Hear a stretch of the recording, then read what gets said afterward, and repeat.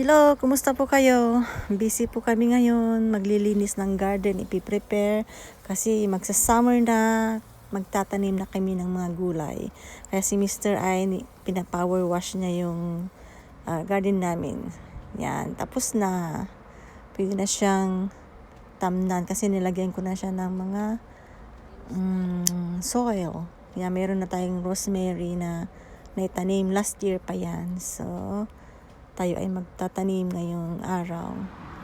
So, bago yan, ang mag-ama ay meron silang project. Gumagawa sila ng bench upuan sa labas. At ako naman ay umpisa nang nung soil.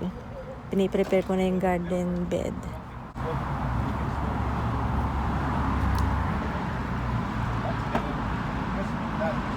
Nag-iisa.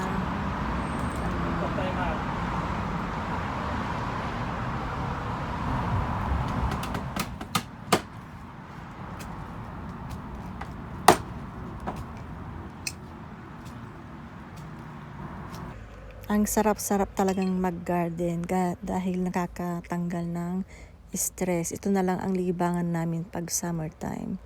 Tsaka para na rin kaming nasa Pilipinas. O, di ba? Garden, tapos puk, gagawa ng bench. O, parang nasa Pilipinas. Sinuturuan namin ang anak namin magpukpok ng martilyo.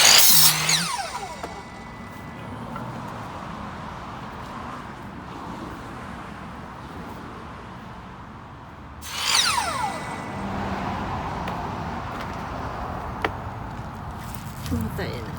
Pichay.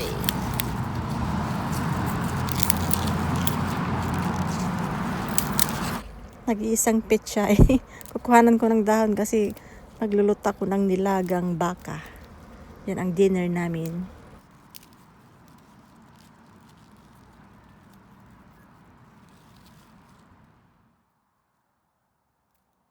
So, kuha din tayo ng kale. Ito ay kale pa namin last year pa. Nabubuhay ang kale kahit winter time. Yan. Nag-iisa rin yan. Meron din tayo sa kabila. O. Tinanim ko yung iba. Tinransfer ko siya. Yan. Healthy ang kale. Parang ito rin ang pinaka-kamote dyan sa Pilipinas. Kasi ito ay all year round. Hindi siya namamatay pag winter time. So ito yung blessings na galing sa Sabas family na kinuha namin sa Coquitlam. Yung, di ba? Ganda na sa garden. So ngayon ihatid namin si Abel sa kanyang cadet. Meron silang special activities ngayon. So siya ay nakasuot ng special uniform. Siya ay nakasuot ng kilt. Uniform yan for special occasion, formal occasion, at yan ay symbolizes yung, or they gave tribute to brave warriors daw sa Scotland's independence. Ang tawag dyan sa skirt nila ay kilt. Pag nagsuot sila ng ganyan ay parang pinipresent nila ang kanilang cultural heritage ng Scotland. At ni-research kong mahal pala yung presyo niyan is 1,000 euro, pounds, 700 to 1,000. Mahal pala. Yung original, pero hindi namin yan binili. Free lang yan, bigay ng government. So ngayon, punta tayo sa greenhouse. Bibili tayo ng mga seedlings. Itatanim natin sa garden. Ito yung mga beans. Green beans. Ano yan? Peas, green peas. Yan. Daming mga seedlings. Pero ang hinahanap ko yung ampalaya at tawag doon, chayote.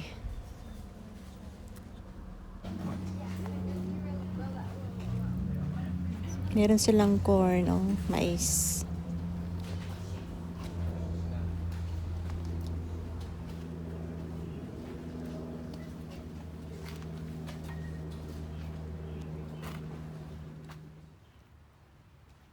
Tomatoes, iba-ibang klaseng kamatis.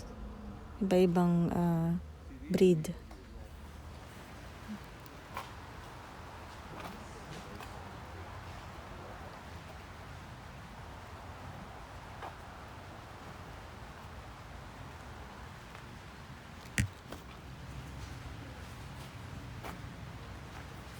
Wala silang ampalaya. So, punta tayo sa kabilang store. Sa ano rin siya. Malapit lang din sa kanila.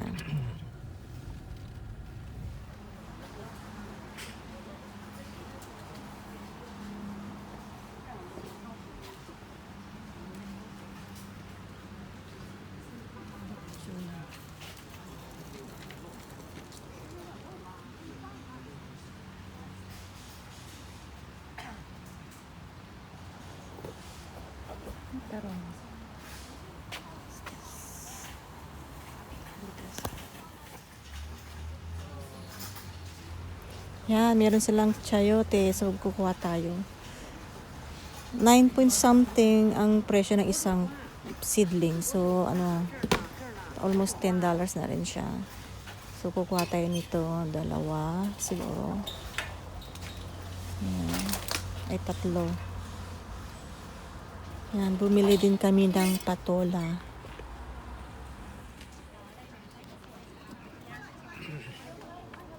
Ito, pauwi na kami. Nakabili kami ng chayote, beans, okra, at mayroong cucumber yata yun.